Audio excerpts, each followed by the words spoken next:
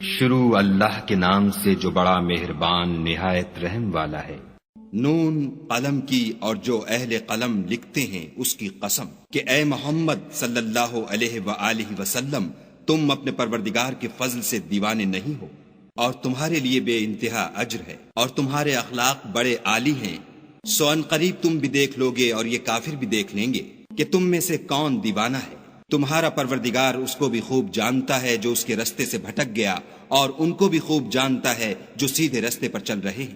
تو تم جھٹلانے والوں کا کہا نہ ماننا۔ یہ لوگ چاہتے ہیں کہ تم نرمی اختیار کرو تو یہ بھی نرم ہو جائیں، اور کسی ایسے شخص کے کہے میں نہ آ جانا جو بہت قسمیں کھانے والا ذلیل اوقات ہے، طعن آمیز اشارتیں کرنے والا، چغلیاں لیے پھرنے والا، مال میں بخل کرنے والا، حد سے بڑا ہوا بدکار، سخت خو اور اس کے علاوہ بدذات ہے، اس سبب سے کہ مال اور بیٹے رکھتا ہے۔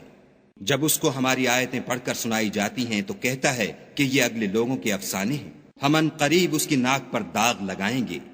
ہم نے ان لوگوں کی اسی طرح آزمائش کی ہے جس طرح باغ والوں کی آزمائش کی تھی، جب انہوں نے قسمیں کھا کھا کر کہا کہ صبح ہوتے ہوتے ہم اس کا میوہ توڑ لیں گے، اور انشاءاللہ نہ کہا۔ سو وہ ابھی سو ہی رہے تھے کہ تمہارے پروردگار کی طرف سے راتوں رات اس پر ایک آفت پھر گئی، تو وہ ایسا ہو گیا جیسے کٹی ہوئی کھیتی۔ جب صبح ہوئی تو وہ لوگ ایک دوسرے کو پکارنے لگے کہ اگر تم کو کاٹنا ہے تو اپنی کھیتی پر سویرے ہی جا پہنچو۔ تو وہ چل پڑے اور آپس میں چپکے چپکے کہتے جاتے تھے کہ آج یہاں تمہارے پاس کوئی فقیر نہ آنے پائے، اور کوشش کے ساتھ سویرے ہی جا پہنچے، گویا کھیتی پر قادر ہیں۔ جب باغ کو دیکھا تو ویران، کہنے لگے کہ ہم رستہ بھول گئے ہیں، نہیں بلکہ ہم برگشتہ بخت بے نصیب ہیں۔ ایک جو ان میں فرزانہ تھا بولا، کیا میں نے تم سے نہیں کہا تھا کہ تم تسبیح کیوں نہیں کرتے؟ تب وہ کہنے لگے کہ ہمارا پروردگار پاک ہے، بے شک ہم ہی قصوروار تھے۔ پھر لگے ایک دوسرے کو رو در رو ملامت کرنے، کہنے لگے ہائے شامت، ہم ہی حد سے بڑھ گئے تھے۔ امید ہے کہ ہمارا پروردگار اس کے بدلے میں ہمیں اس سے بہتر باغ عنایت کرے۔ ہم اپنے پروردگار کی طرف رجوع لاتے ہیں۔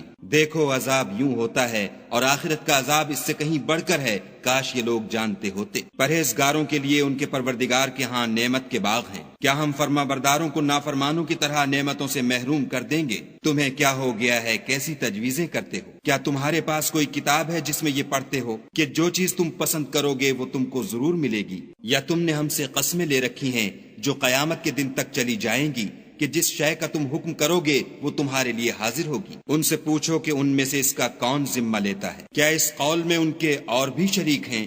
اگر یہ سچے ہیں تو اپنے شریکوں کو لا سامنے کریں۔ جس دن پنڈلی سے کپڑا اٹھا دیا جائے گا اور کفار سجدے کے لیے بلائے جائیں گے تو وہ سجدہ نہ کر سکیں گے، ان کی آنکھیں جھکی ہوئی ہوں گی اور ان پر ذلت چھا رہی ہوگی، حالانکہ پہلے اس وقت سجدے کے لیے بلائے جاتے تھے جبکہ صحیح و سالم تھے۔ تو مجھ کو اس کلام کے جھٹلانے والوں سے سمجھ لینے دو، ہم ان کو آہستہ آہستہ ایسے طریق سے پکڑیں گے کہ ان کو خبر بھی نہ ہوگی، اور میں ان کو مہلت دیے جاتا ہوں، میری تدبیر قوی ہے۔ کیا تم ان سے کچھ اجر مانگتے ہو کہ ان پر تاوان کا بوجھ پڑ رہا ہے، یا ان کے پاس غیب کی خبر ہے کہ اسے لکھے جاتے ہیں؟ تو اپنے پروردگار کے حکم کے انتظار میں صبر کیے رہو، اور مچھلی کا لقمہ ہونے والے یونس کی طرح نہ ہونا کہ انہوں نے خدا کو پکارا اور وہ غم و غصے میں بھرے ہوئے تھے۔ اگر تمہارے پروردگار کی مہربانی ان کی یاوری نہ کرتی تو وہ چٹیل میدان میں ڈال دیے جاتے اور ان کا حال ابتر ہو جاتا۔ پھر پروردگار نے ان کو برگزیدہ کر کے نیکوکاروں میں کر لیا، اور کافر جب یہ نصیحت کی کتاب سنتے ہیں تو یوں لگتے ہیں کہ تم کو اپنی نگاہوں سے پھسلا دیں گے،